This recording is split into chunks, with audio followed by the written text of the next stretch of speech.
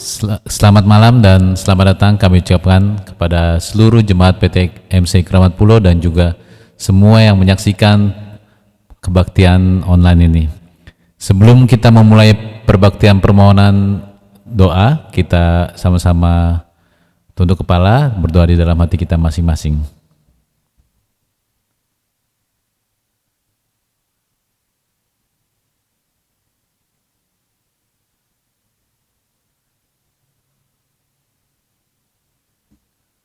Untuk membuka perbaktian kita, mari kita buka Logusion edisi lama nomor 224, Aku Pikirkan Negeri yang Indah.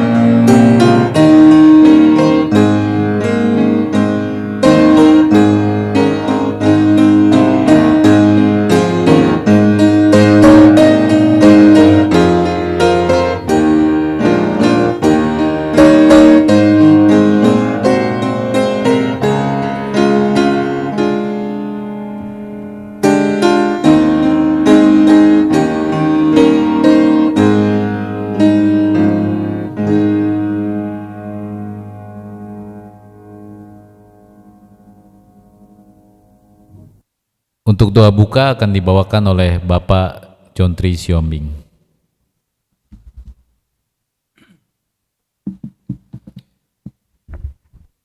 Mari kita berdoa.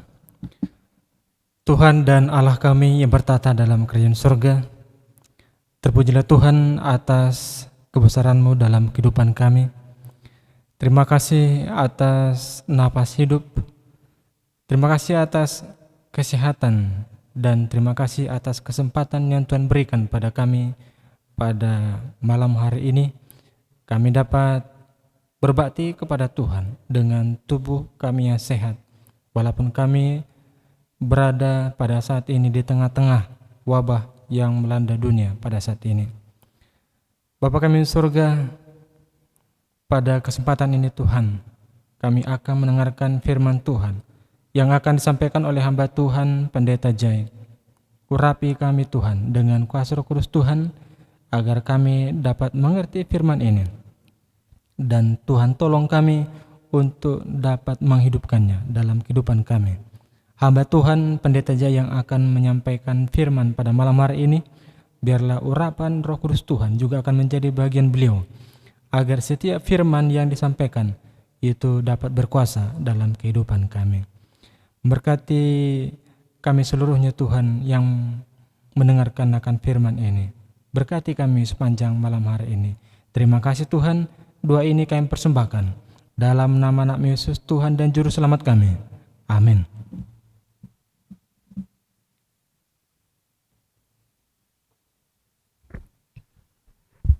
Mari kita persiapkan hati dan pikiran kita untuk mendengarkan renungan permohonan doa yang akan dibawakan oleh Bapak Pendeta Paul Emerson Zai.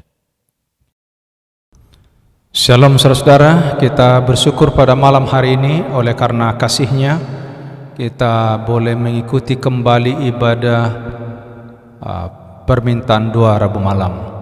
Sebelum kita memulai, biarlah kita menyerahkan hati kita lebih dahulu kepada Tuhan, kita berdoa. Bapa di sorga, Bapa yang penuh kasih, kami datang kepadamu pada malam hari ini mengucap syukur atas segala berkat yang limpah yang Tuhan berikan bagi kami. Terima kasih juga untuk kesempatan boleh kami beribadah. Kiranya urapan Roh Kudus Tuhan boleh menjadi bagian kami. Urapi hamba-Mu khususnya menyampaikan firman-Mu, layakkan untuk menyampaikannya. Karena kami berdoa dalam nama Yesus penebus kami. Amin. Saudara-saudaraku yang kasih dalam Tuhan, kita bersyukur kepada Tuhan oleh karena Tuhan tambahkan lagi hari-hari kita. Dan pada malam hari ini kita akan mendengarkan firman Tuhan yang saya bawakan dari buku Kerinduan Segala Zaman yang berjudul bahwa iman bukan sekedar keyakinan. Saudara-saudaraku yang kasih dalam Tuhan, ada banyak di dunia ini orang yang mengaku percaya kepada Tuhan, memiliki satu keyakinan yang tinggi tentang Tuhan. Tetapi perlu kita melihat, bahkan mungkin memeriksa diri kita sendiri, apakah kita masuk dalam golongan yang hanya mengaku memiliki iman, tetapi sebenarnya itu hanya sekedar keyakinan. Ayat yang saya mau bawakan pada saat ini adalah dari Yohanes pasal 4 ayat 48. Kristus mengatakan kepada bangsawan yang anaknya telah Ia sembuhkan, "Jika kamu tidak melihat tanda dan mujizat, kamu tidak percaya." Saudara-saudaraku yang kasih dalam Tuhan, waktu Yesus ada di dunia ini, Dia sering melakukan mujizat, apakah itu kesembuhan kepada orang sakit, yang buta, yang timpang, yang pendarahan, bahkan membangkitkan orang yang mati.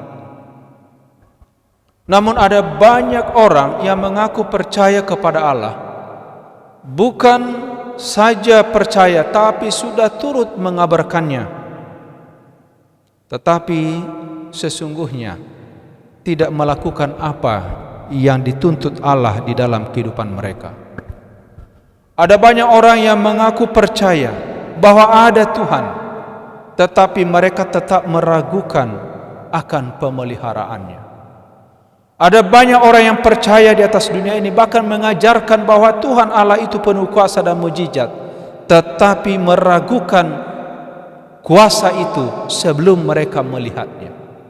Saudara-saudaraku yang kasih dalam Tuhan, Yesus pada waktu itu sedih perasaannya melihat bahwa bangsanya sendiri menuntut tanda-tanda secara lahiriah bahwa Dia adalah Mesias.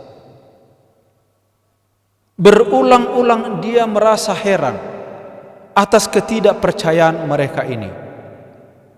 Tetapi Yesus mengagumi iman seorang perwira yang datang kepadanya. Perwira itu tidak menanyakan tentang kuasa juru selamat. Ia tidak memohon supaya Kristus datang untuk mengadakan mujizat, sekalipun dia ini bukanlah dari antara orang-orang Israel. Tetapi justru perwira itu berkata kepadanya, "Tuan, aku tidak layak menerima Tuan di dalam rumahku. Katakan saja sepatah kata, maka hambaku itu akan sembuh."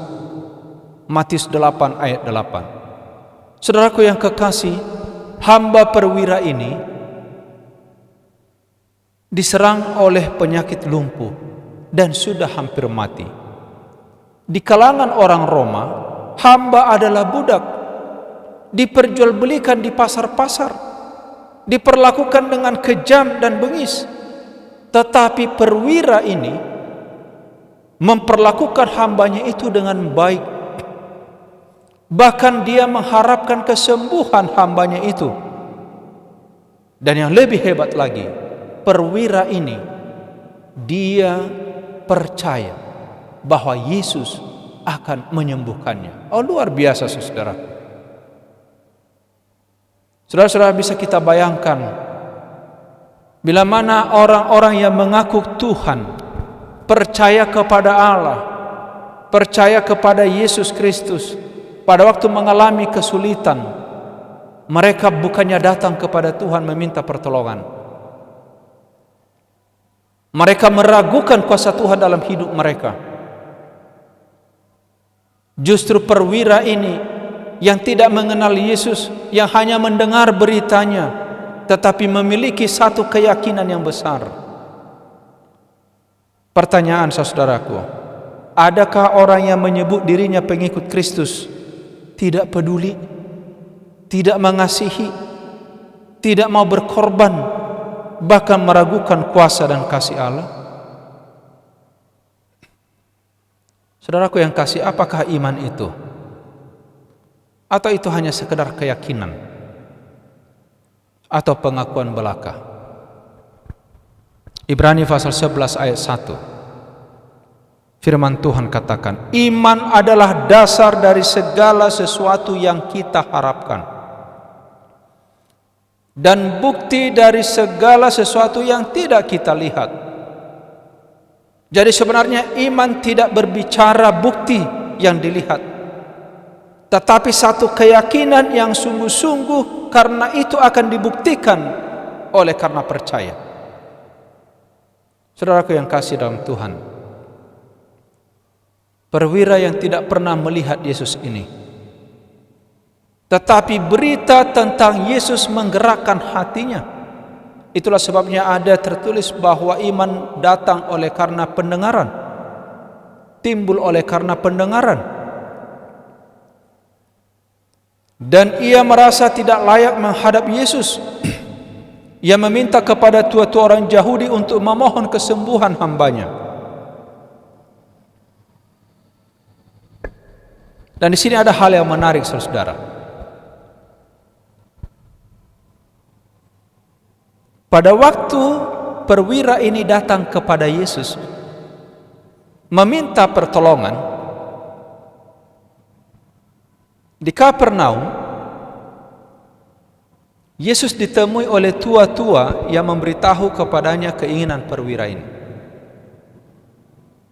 Mereka mengatakan, ia layak engkau tolong, sebab ia mengasihi bangsa kita, dan dialah yang menanggung pembangunan rumah ibadat kami. Lukas 7 ayat 4 dan 5. Saudaraku yang kasih dalam Tuhan, pelajaran penting bagi kita. Orang Yahudi ini memberikan dukungan kepada perwira itu karena dia suka membantu.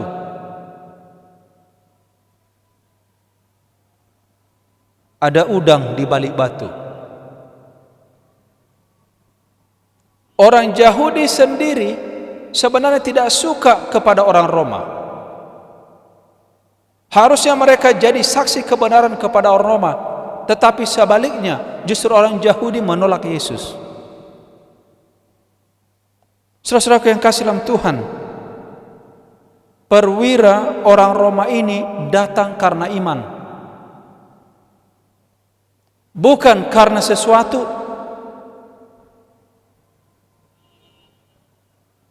Ini pelajaran buat kita semuanya. Betapa sering kita, kalau ada yang menguntungkan bagi kita, saudaraku, sepertinya tidak ada penghalang,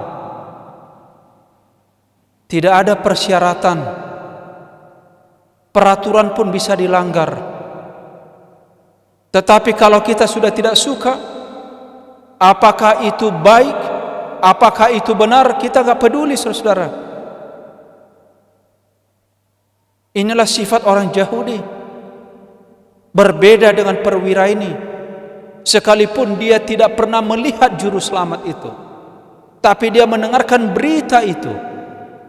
Dia punya keyakinan dengan hal itu, sampai dia katakan, "Tuhan, engkau tidak layak datang ke rumahku."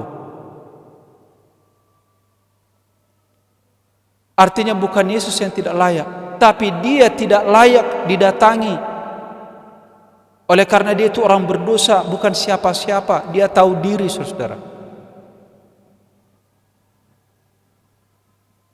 Saudara yang kasih,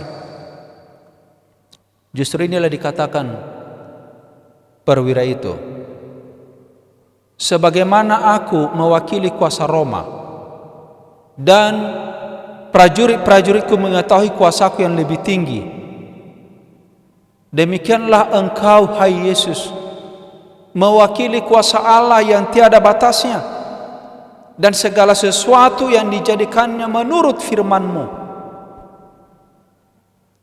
Engkau dapat memerintahkan supaya penyakit itu enyah daripadanya dan akan diturutnya engkau. Oh, luar biasa, saudara. Keyakinan yang luar biasa dari perwira ini dinyatakan di hadapan orang-orang yang tidak percaya, walaupun mereka mengatakan punya iman. Saudara-saudaraku yang kasih dalam Tuhan, apa reaksi Yesus mendengarkan kata-kata seorang perwira yang dianggap tidak layak itu?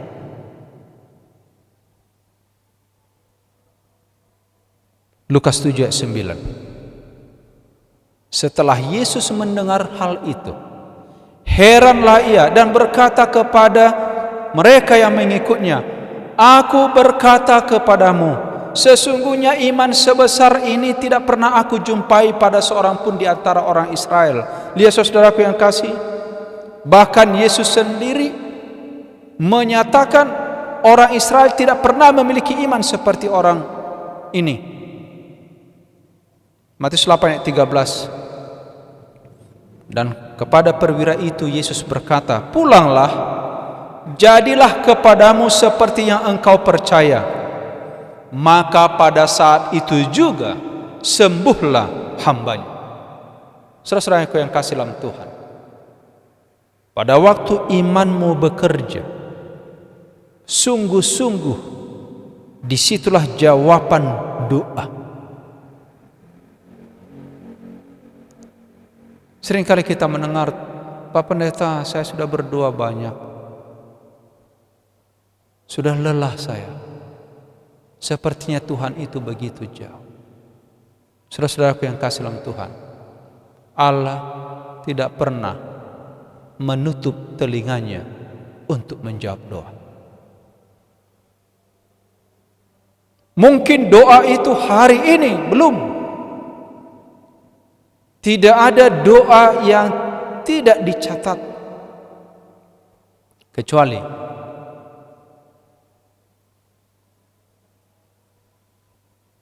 dicatat dalam Alkitab ini, dalam kitab Yakobus. Saya jadi teringat ayat ini agar kita juga bisa berhati-hati pada waktu kita meminta sesuatu dari Tuhan.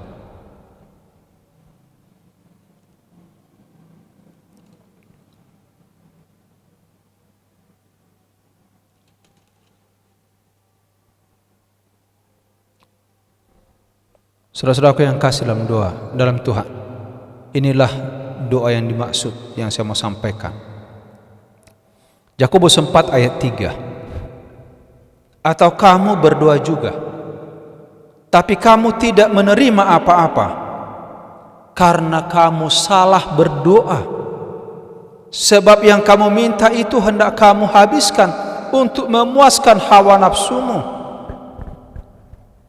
Saudaraku yang kasih dalam Tuhan, Tuhan melihat niat dari doa yang kita sampaikan. Kalau itu hanya untuk mementingkan diri, untuk memuaskan hawa nafsu kita sendiri,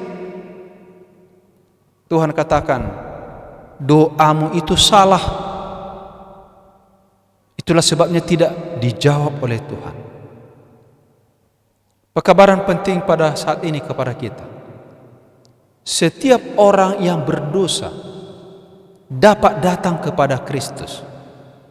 Titus 3 ayat 5 firman Tuhan katakan, Dia telah menyelamatkan kita, bukan karena perbuatan baik yang kita lakukan, tetapi karena rahmat-Nya. Saudaraku yang kasih dalam Tuhan, perwira itu yang dianggap orang yang tidak percaya Tuhan, tapi ternyata memiliki iman, dan Tuhan jawab doanya karena dia memiliki iman. Iman bukan sekedar keyakinan. Saudara-saudara, jangan terperdaya. Bila setan mengatakan bahwa engkau seorang berdosa dan tidak mempunyai harapan menerima berkat dari Allah, katakan kepadanya bahwa Kristus datang ke dunia ini untuk menyelamatkan orang berdosa. Saudaraku yang kasih, kita tidak mempunyai sesuatu untuk memuji kita di hadapan Allah. Tetapi permohonan yang kita pohonkan sekarang dan selamanya ialah ucapan kita yang dalam keadaan kita yang tidak berdaya, sehingga menjadikan kuasa penebusannya menjadi satu keperluan. Saudara-saudaraku yang kasih dalam Tuhan, datanglah kepada Yesus supaya dukamu diubah menjadi sukacita. Datanglah kepada Yesus supaya kesulitanmu diubah menjadi sukacita. Datanglah kepada Yesus, saudaraku, oleh karena Yesus dapat merubah sakitmu menjadi sembuh. Saudaraku, selagi ada kesempatan, mari kita buka hati kita kepada Tuhan. 20 mil dari Kapernaum itu ada satu kota bernama Kota Nain. Sekumpulan orang banyak sedang berjalan keluar pintu gerbang Kota Nain. Rupanya ada satu rombongan ini yang sedang mengusung sebuah jenazah. Pemandangan itu membangkitkan rasa simpati. Oleh karena ternyata yang diusung ini adalah seorang anak laki-laki, anak satu-satunya dari seorang janda. Dan ketika Tuhan melihat janda itu, tergerak hatinya oleh belas kasihan. Lalu Yesus berkata kepada janda ini, jangan menangis. Sambil menghampiri usungan itu, Yesus menyentuh, dan sedang para pengusung itu berhenti, Yesus berkata, hai anak muda, aku berkata kepadamu, bangkitlah. Maka bangunlah orang itu dan duduk dan mulai berkata-kata. Dan Yesus pun menyerahkan anak itu kepada ibunya. Lukas 7 ayat 13 sampai 15. Apa yang menjadi pelajaran penting bagi kita dari peristiwa ini? Yesus menghibur duka kita atas kematian dengan berita pengharapan yang tiada taranya. Wahyu pasal 1 ayat yang ke-18. Firman Tuhan katakan, dan tuliskanlah kepada malaikat jemaat. Wahyu pasal yang pertama ayat yang ke-18. Firman Tuhan katakan,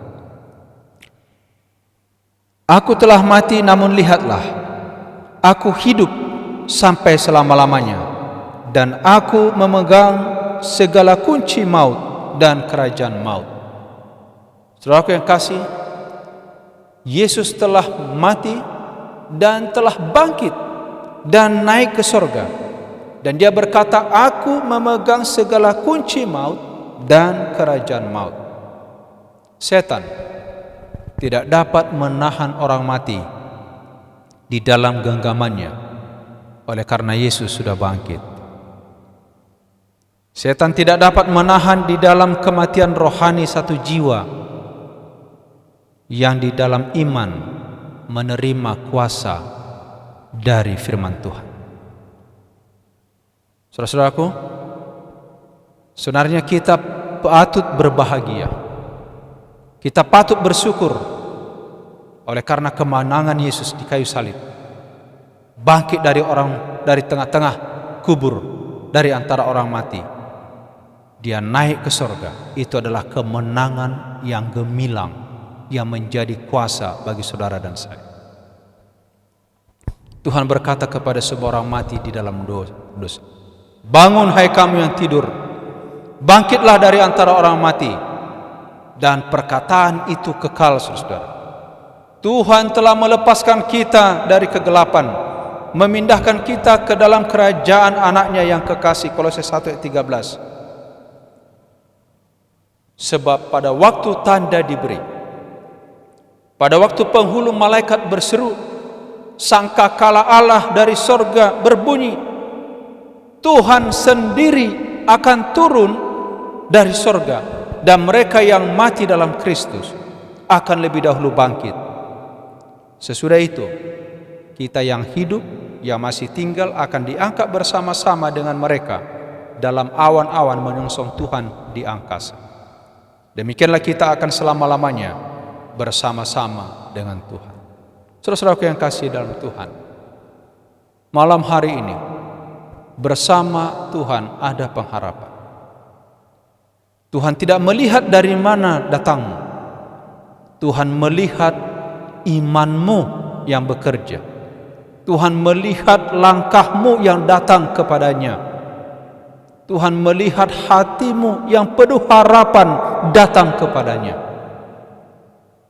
Inilah semua yang diberikan kepada kita di dalam firman-Nya. Dan jika kita menerima firman itu, kita mendapat kelepasan. Dan biarlah firman ini menjadi penghiburan, di mana kita saling menghibur satu dengan yang lain. Semoga dengan firman Tuhan pada malam hari ini,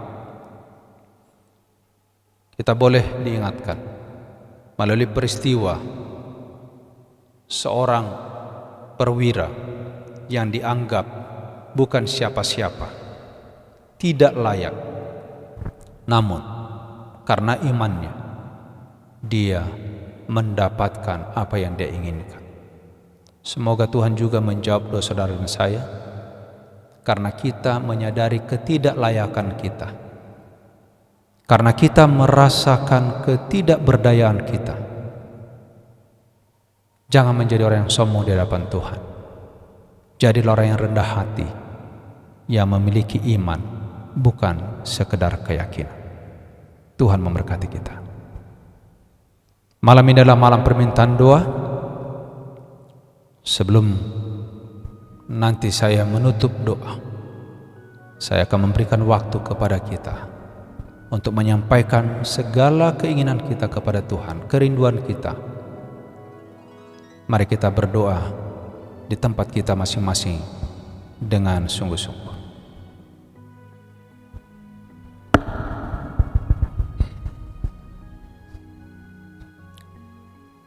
Bapa di sorga, Bapa pencipta kami, Bapa pengasih, Bapa yang ajaib, terimalah puji-pujian dari kami.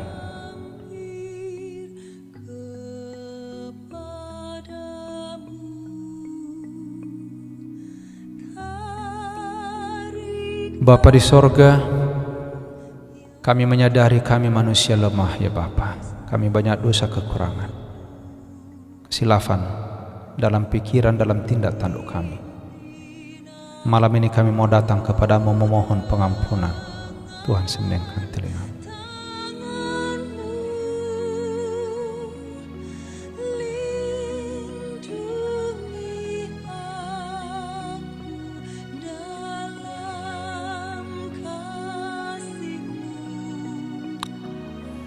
Bapa yang baik, Allah yang sangat mengasihi kami, kami datang menyampaikan permohonan pada saat ini. Berkati umat-Mu dimanapun mereka berada.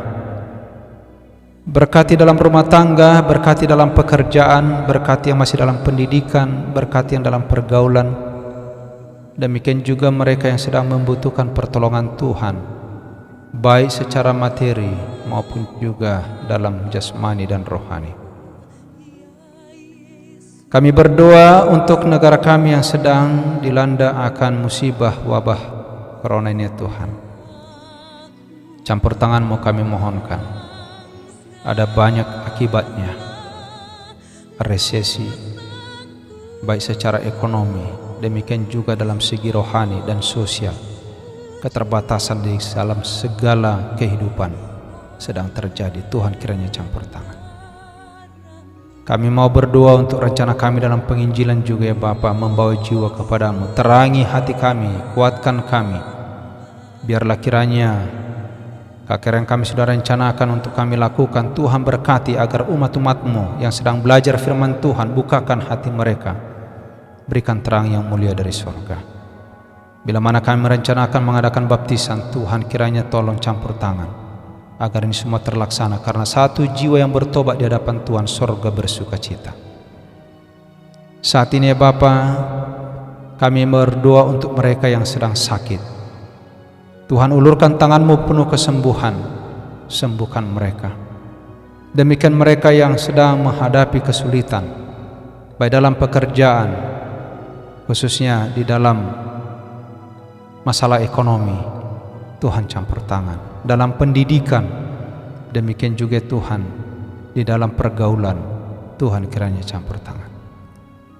Dan mungkin masih ada yang lain mau disampaikan anak-anak-Mu, Tuhan kiranya Engkau dengarkan mereka.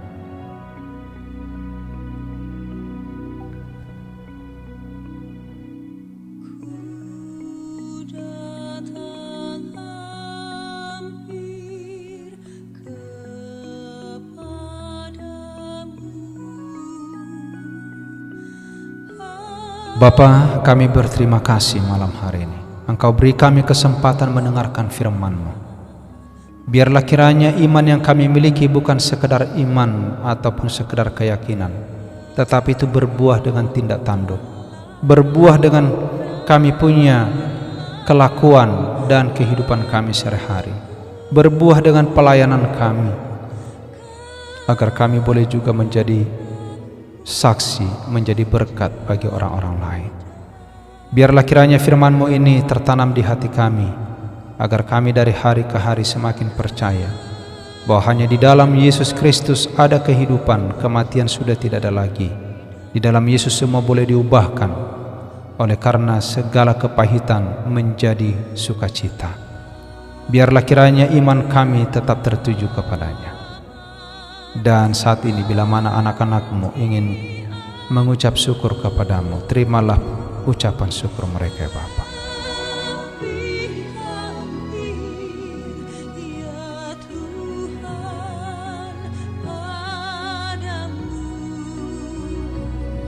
Terpujilah Engkau ya Tuhan atas semua doa-doa dan firman serta ibadah kami malam hari ini. Kiranya kasih karunia Tuhan Yesus, kasih Allah Bapa, persekutuan Roh Kudus memimpin kami dari sekarang sampai Maranatha. Di dalam nama Yesus kami sambut berkat-Mu. Amin.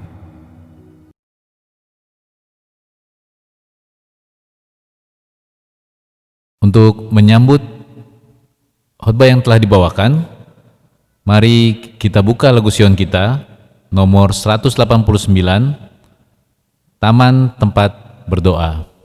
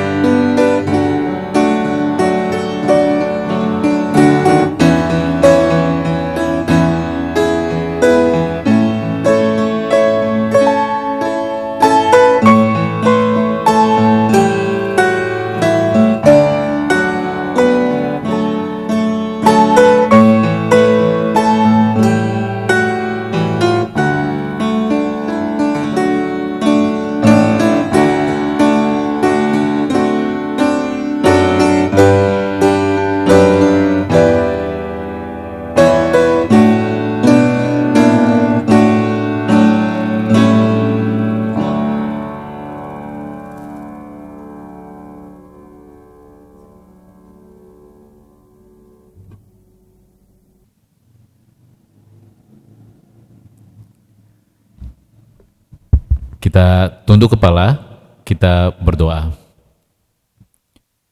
Tuhan Allah Bapa kami yang bertahta di kerajaan surga, kami mengucap syukur atas pimpinan-Mu, atas penyertaan-Mu Tuhan, terutama pada malam hari ini. Kami telah dengarkan firman yang telah dibawakan oleh Bapak Pendeta Paul Mersenzai. Biarlah firman yang telah dibawakan ini kiranya boleh menjadi pedoman bagi kehidupan kami masing-masing untuk mendekatkan diri kami kepada-Mu Tuhan. Berkati kiranya Bapak Pendeta Paul Mersenzai di dalam pelayanannya, berkati keluarganya Tuhan.